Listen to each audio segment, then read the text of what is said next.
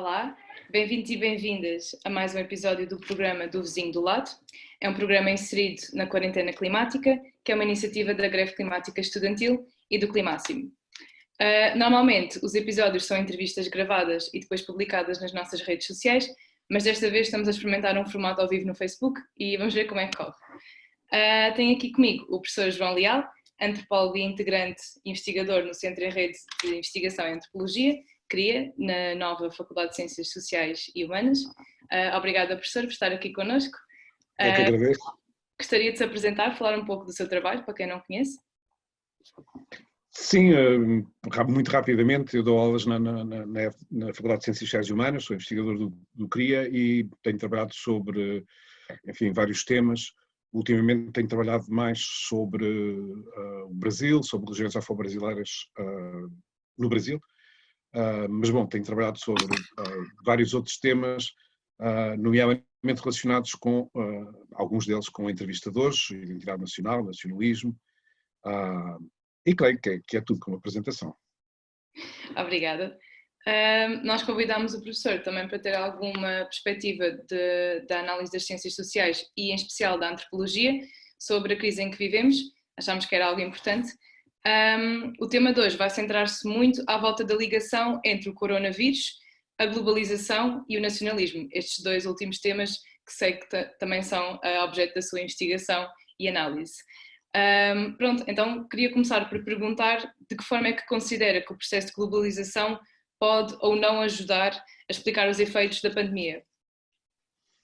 Sim, talvez seja conveniente primeiro, enfim, dar uma definição, mesmo que breve, de globalização, como da globalização contemporânea, aquela que se inicia no final dos anos 80 do século passado, portanto, como um conjunto de processos de intensificação do movimento de pessoas, de mercadorias, de capital, de formas culturais, que atravessam fronteiras e que criam interconexões à escala planetária entre sociedades e que têm um efeito profundamente transformativo na vida das pessoas e dos grupos, não é?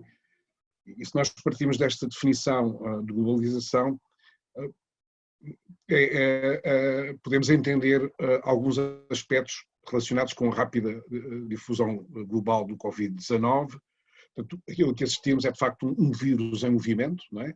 Em movimento muito rápido, que rompe fronteiras, por vezes longínquas, e que tem vindo a mostrar a interconexão entre sociedades, a maneira como aquilo que inicialmente se passou na China vai afetar sociedades pelo mundo inteiro e que tem transformado, como estamos a ver, profundamente a vida das pessoas, não apenas neste momento, mas provavelmente com impacto, digamos, a mais médio prazo.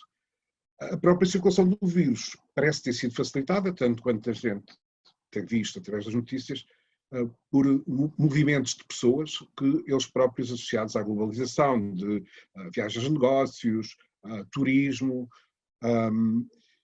e, portanto, no fundo, esta difusão rápida do Covid-19 é uma demonstração extremamente poderosa de como a atual globalização ligou entre si pessoas e sociedades a uma escala que é planetária. Há que lembrar que, provavelmente, que o caso do Covid-19 não é o único caso de uma pandemia. Ultimamente tem sido referido sobretudo o caso da peste negra na Europa ou da pneumónica, mas há que lembrar que provavelmente uma das maiores epidemias globais, algumas das maiores epidemias globais, melhor dizendo, são aquelas que conduziram à destruição de milhões de vidas de povos indígenas no decurso da expansão europeia para as Américas, onde a taxa de mortalidade das populações indígenas foi de cerca de 60% a 70%, e, portanto, só para falar do caso do Brasil, isso significou a morte de vários milhões de pessoas, de um total que é estimado hoje de cerca de 5 milhões de populações indígenas vivendo no Brasil na altura do início da expansão europeia. O que diferencia talvez esta pandemia é a sua tão rápida difusão e o seu alcance tão global, uma vez que praticamente nenhum país foi deixado intocado. A pandemia está, portanto, por um lado associada à globalização, mas afetou também a globalização. Ou, digamos assim, alguns daquelas que são algumas das suas características mais emblemáticas, como a livre circulação de pessoas, portanto, o que nós assistimos foi ao encerramento generalizado de fronteiras, o que, enfim, por um lado é compreensível, o que não é compreensível é um conjunto de reações xenófobas que se têm vindo a desenvolver em associação com a pandemia. Noutro plano, completamente diferente, nós constatamos que tem havido ameaças a cadeias de produção, a cadeias logísticas assentes na transnacionalização da mão de obra e das empresas, não é? Há uma crise brutal, quer dizer, o turismo praticamente parou, não é? E era das expressões mais importantes da livre circulação de pessoas no quadro desta globalização. E instituições supranacionais, que são elas próprias um reflexo da globalização, digamos, esta pandemia coloca-lhes um teste severo, a sua sobrevivência e a sua afirmação, como o caso da União Europeia, obviamente, não é? Mas também o caso da própria Organização Mundial de Saúde, como vimos, os Estados Unidos, de uma forma intempestiva, a cessarem os seus financiamentos e a generalizarem-se em certos meios políticos as acusações em relação a uma organização que é importante para combater a pandemia global. Algumas destas tendências, enfim, vieram para ficar, outras não sabemos, outras não, é um bocadinho cedo para dizer, mas o que é mais provável é que se venha a assistir, digamos assim, ao acentuar de um processo de desglobalização, até porque esse processo já vinha de trás, não é? E com várias expressões, desde logo uma das que é mais referida pelos economistas, é a estagnação do comércio internacional na última década, comparativamente a décadas anteriores, mas há outras expressões. No fundo, nós temos vindo a assistir, nos últimos 10 anos, não apenas à multiplicação de fronteiras, mas à multiplicação de muros, literalmente, muros. Eu outro dia estava a ver que existem uns 77 muros em fronteiras que impedem a circulação de pessoas e portanto, de impedimentos à circulação de pessoas, digamos, em particular populações atingidas pela crise climática e pela multiplicação de guerras. Na globalização, algumas coisas circulam melhor do que outras e, de facto, a circulação de populações muitas vezes fragilizadas tornou-se mais complicada. Por outro lado, em muitos países da Europa e nos Estados Unidos tem-se assistido, digamos, já se tinha a assistir a uma tomada de consciência em relação às consequências sociais e económicas da deslocalização da produção. A maneira como isso cria desemprego, como corrói a coesão de comunidades locais e vários outros índices apontavam no sentido desta desglobalização, o desenvolvimento de tendências críticas em relação a organizações transnacionais,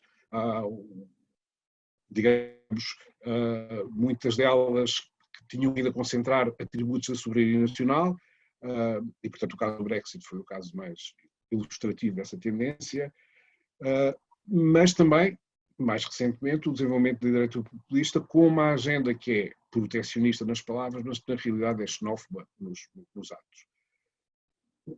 O que nós temos aqui é uma mistura de tendências objetivas e subjetivas, que já vinham de trás e que já apontavam no sentido de uma desglobalização. A revista The Economist chamou-lhe isso slowbalization, mas é de facto, comparativamente aos anos 80, 90 e 2000, um processo de desglobalização, ou pelo menos, digamos assim, de arrefecimento daquilo que, agora que conseguimos criar uma certa distância, se calhar podíamos chamar de hiperglobalização. Quer dizer, provavelmente estas 3 décadas, desde os anos 80, não foram apenas mais uma fase no desenvolvimento da globalização, que vem de trás, mas foram, digamos assim, foram uma fase, sim, mas uma fase que colocada sob o signo do neoliberalismo, digamos,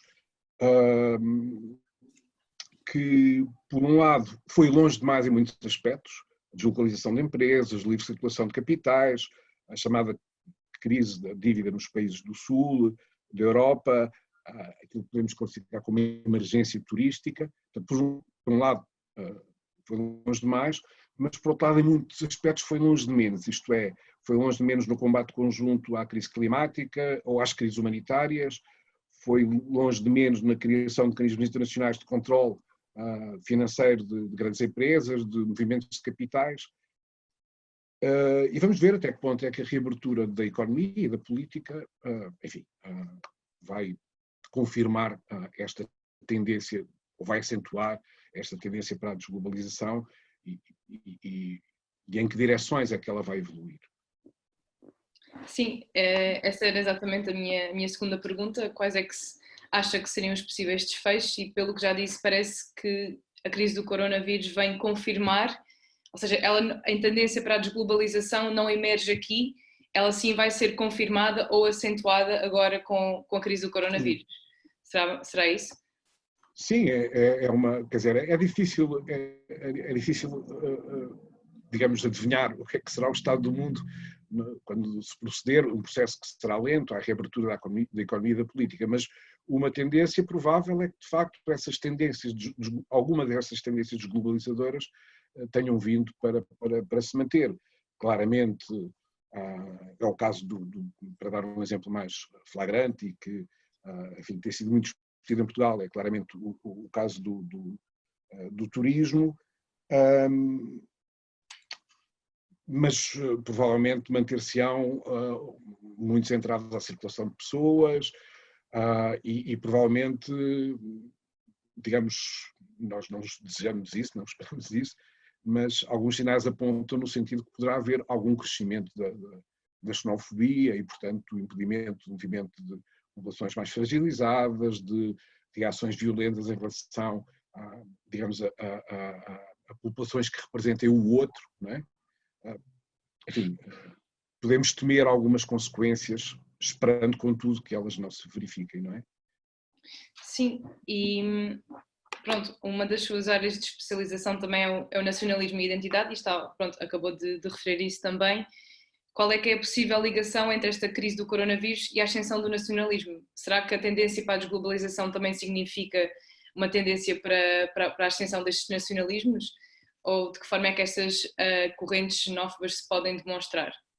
Quer dizer, aquilo que nós temos vindo a assistir, e mais uma vez é um processo que já vinha atrás, foi ao desenvolvimento do nacionalismo de novo tipo, representado por partidos populistas, digamos, situados à direita da direita tradicional, ou claramente de extrema-direita, e esse nacionalismo de novo tipo tem três, a meu ver, tem três características principais. Por um lado, é o nacionalismo que opera no interior de Estados-nação constituídos, estabilizados, portanto não é um nacionalismo que vise, como no caso, digamos, dos países que emergiram na sequência da crise da Iugoslávia, obter a independência nacional. Não, são tendências nacionalistas que se manifestam no quadro de Estados-nação que estão estáveis e constituídos.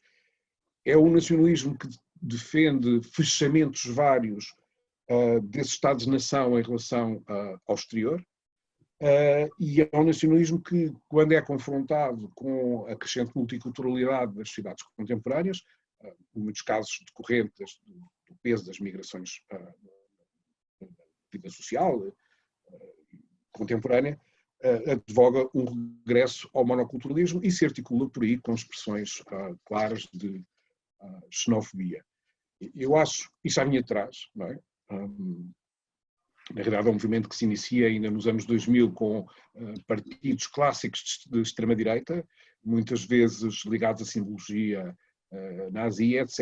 Esses partidos evoluem para partidos que de uma forma ou de outra, digamos, abandonam alguns desses referentes como forma de ganharem apoio popular e, portanto, é um movimento que já vinha atrás e que pode ganhar alguma tração. E realmente os exemplos que nós temos na crise devem-nos, atualmente, durante este período da crise do Covid-19, não nos deixam-nos preocupados, não é? Quer dizer, nós temos vindo a assistir na Índia, por exemplo, onde um desses partidos está no poder, a perseguições acrescidas aos muçulmanos, temos assistido até essa coisa que é uma espécie de xenofobia banal, que é de chamar ao Covid-19 o vírus chinês, não é? E assistimos à instauração de uma ditadura pós-comunista na Hungria e ameaças à Organização Mundial de Saúde e, portanto, enfim, uma possibilidade é, de facto, se nós juntarmos à crise sanitária que vivemos e que vamos continuar a viver, provavelmente uma crise económica, não é? Poderá haver aí, de facto, campo para o desenvolvimento da xenofobia, que dá explicações simples para coisas complicadas, não é? Portanto, no fundo, cria botes expiatórios étnicos, a multiplicação de obstáculos à circulação das pessoas em fragilidade. Tudo isso são soluções, digamos, falsas para problemas que são de outra natureza. Mas certamente muitos partidos desses partidos, digamos, populistas se irão orientar nessa direção. O que nos resta, quer dizer, não é nos resta aquilo que para contrariar isso, uma das respostas, a principal resposta é realmente reforçar o contrato social sobre o qual repousam as sociedades democráticas e combater, digamos, falsificações com argumentos que correspondem à realidade. Soluções demasiado lineares para problemas complexos. Exato. Pronto, também queria perguntar se, enquanto antropólogo, existem outros aspectos relacionados com o efeito desta crise que considera serem interessantes analisar do ponto de vista das ciências sociais.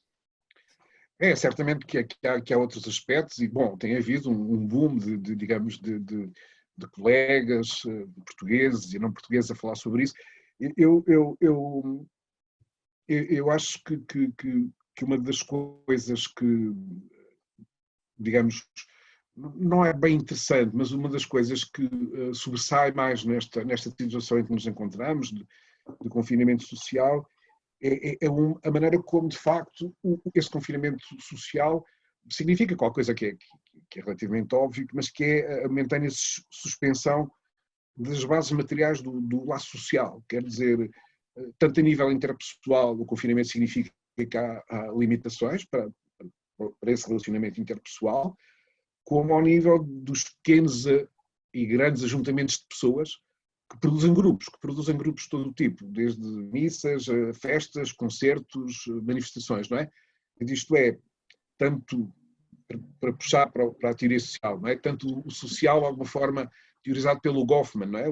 Dos relacionamentos interpessoais, como o social teorizado pelo Durkheim, o dos grupos produzidos pela efervescência coletiva, foram momentaneamente, esse social foi momentaneamente, essas duas dimensões do social foram momentaneamente suspensas. E eu creio que, evidentemente, algo disto, como agora esta entrevista, pode funcionar no registro virtual, e curiosamente essa suspensão do laço social não significou, pelo contrário, reforçou a manifestação de formas inéditas de solidariedade, não é?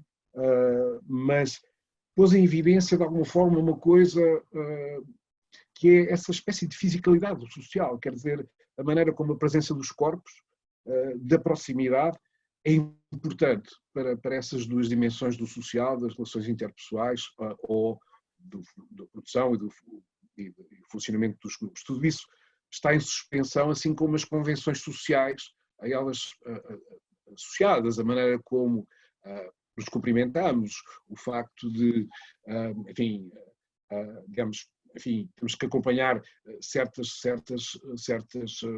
manifestações mais coletivas, digamos assim, por via virtual e não através da presença física. Pronto, este é um desafio para a teoria social, justamente perceber, digamos, que no fundo essas propriedades do social foram suspensas, não é? E resta-nos esperar, ligando com a primeira parte, que no fundo esse desconfinamento do social possa restaurar, digamos assim, as condições materiais para que continuemos a gostar de viver todos em conjunto. E de alguma forma, é esse gostarmos todos de viver em conjunto que permitirá pôr de lado, digamos, e minimizar essas tendências populistas, caso elas se desenvolvam de uma forma mais acentuada, mas esperemos que não. E acha que essas condições materiais vão voltar totalmente ao normal depois? Ou seja, as condições materiais para refazer essa vida social que nós precisamos e aquela que a teoria social sempre falava da presença dos corpos. Se vamos conseguir restaurar isso totalmente de novo ou é difícil prever o futuro, não é? É difícil prever o futuro, mas digamos que no curto e médio prazo, sendo que o curto e médio prazo pode ser relativamente prolongado, digamos, eu creio que sim, que as nossas maneiras de nos relacionarmos continuarão a ser afetadas, digamos, por esta emergência sanitária e por, enfim, nós vamos iniciar em Portugal uma fase, como noutros países europeus, de desconfinamento, mas dá para perceber que, no fundo, há um conjunto de coisas que vieram para ficar nos tempos mais próximos. E uma delas é o distanciamento social, não é? E no fundo, o distanciamento social significa que, mesmo que possamos estar mais próximos, não vamos, pelo menos nos tempos mais próximos, poder estar tão próximos como costumávamos estar, não é? Mas creio que temos que ser otimistas, esperar que esse período de transição passe e se calhar depois, se calhar vai ficar alguma coisa, não é? Vai ficar alguma coisa, não sabemos. As ciências, a teoria social é má a fazer profecias. Vamos ver como é que vai ficar então. Vamos. Estou a ver aqui na live, no direct, no Facebook, e há algumas pessoas a dizerem olá. Olá a todas. Se tiverem perguntas também seria bom, se não, também queria agradecer ao professor por estar aqui e dar a sua visão enquanto investigador em antropologia nas ciências sociais. Eu que vejo que as ciências sociais sempre foram importantes, mas sinto que, especialmente portanto, num contexto de crise, é sempre importante nós pensarmos na teoria social e é para isso também que elas servem, não é? E em especial, pronto, destaque para a antropologia, que penso que não, pelo menos na esfera talvez mais pública, mais mediática, não tem tido tanto destaque, tantas vozes, pronto, que é uma pena.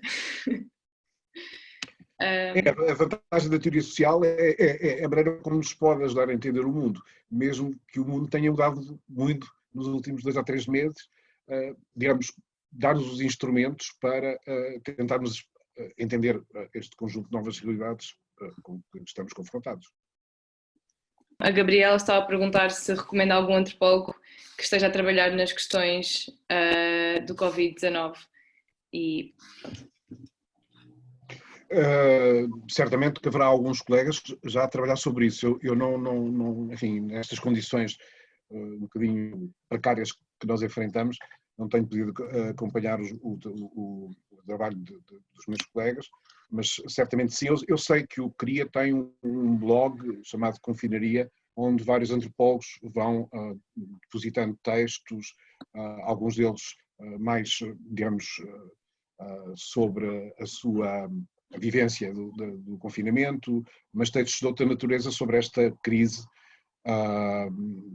Mas é uma boa pergunta, a qual neste momento eu não posso responder, mas vou tentar, digamos, perceber se alguém está a trabalhar em cima disso. Embora seja um pouco difícil, não é? Tudo aquilo que seja pesquisa antropológica, justamente, é afetada pelo confinamento social, porque a pesquisa antropológica baseia-se no contacto com as pessoas, não é? Em entrevistas, na observação participante, e tudo isso, obviamente, fica um pouco comprometido, embora seja possível fazer algum tipo de observação participante, evidentemente, mas uma das coisas que nós temos discutido com estudantes de mestrado e de doutoramento é justamente, que estão a fazer pesquisas em curso, como é que elas têm que ser recalibradas nestas novas condições, porque de facto há um conjunto de coisas que deviam ser feitas e que não podem ser feitas. Por vezes pode-se passar para o virtual, mas em alguns casos essa passagem para o virtual não é possível.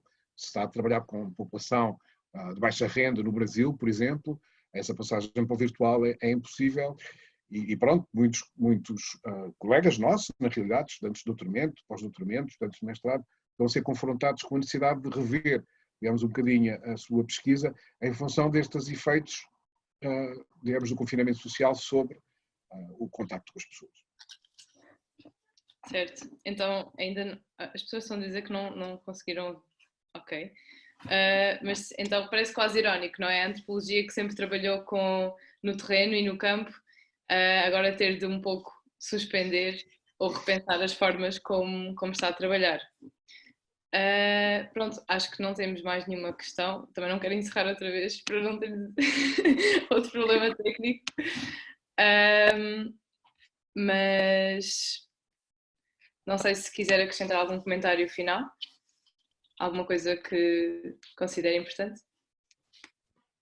Eu acho que o importante é, de facto, digamos, do ponto de vista das pessoas que se interessam pela compreensão digamos, da situação atual, tentar mobilizar os instrumentos que todos nós fomos adquirindo na universidade, nas nossas leituras, para tentar, digamos, entender melhor as coisas e tentar, digamos, depois participar de uma forma digamos, mais ativa naquilo que vai ser, digamos, a reabertura gradual, digamos, da economia, da política, das relações sociais. E pronto, acho que entendermos a situação é meio caminho andado para depois podermos escolher os melhores caminhos nos tempos em que estamos e que se seguem. Acho que é isso. Sim, é isso. Pronto, como também não estou a ver mais perguntas, acho que podemos fechar agora. Ok? Pronto, e obrigada por estar aqui. E Eu é que agradeço. Até breve. Tchau. Tchau.